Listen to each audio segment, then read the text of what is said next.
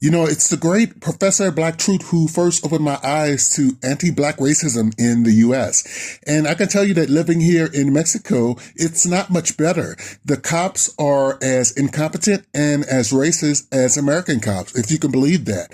Cops here are morons.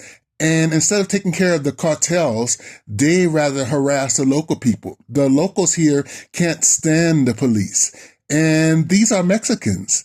I think Mexican cops are racist against their own people, but that's not what this video is about. Now, the story here is the mom of Shanquella. The mom of Shanquella is still waiting for the FBI to give her information. Apparently, they are being silent and not providing any updates. And I think that's because Shanquella does not have the complexion for the protection, if you know what I mean. This is from the New York Post. The mom of the U.S. tourist who mysteriously died at a Mexican resort complained that the FBI is not telling her anything about the case, as the family anxiously awaits justice to be served. Quote, "I'm just trying to wait for somebody to be arrested. The FBI is not telling anything," Shanquella Robinson's mother, Salamandra Robinson, told the UK Independent on Thursday. More than a month after her daughter died at the swanky Fundadores Beach Club in San Jose del Cabo. I'm going to skip ahead here. The North Carolina woman who died under mysterious circumstances at a luxury Mexican resort was treated by a doctor at the scene and was alive for close to 3 hours after her injury, according to the shocking police report that contradicts her death certificate. The person who summoned help was listed as Winter Donovan of Greensboro, North Carolina, one of the 6 friends believed to have traveled to Mexico with Robinson, the Observer reported.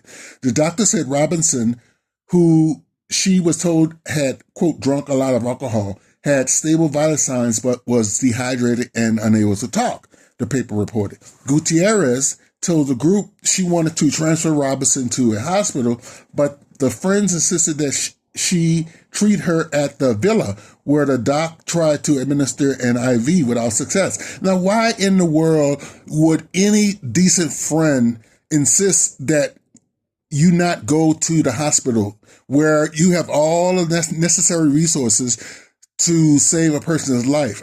That's cold-blooded. I mean, I know that there is a segment of Black people who will stab other Black people in the back and who mean nothing but harm. But this is the coldest story I've ever read about. The first responder says, let's go to the hospital. Let's call an ambulance. And for you to deny this, it's very telling. It's cold-blooded.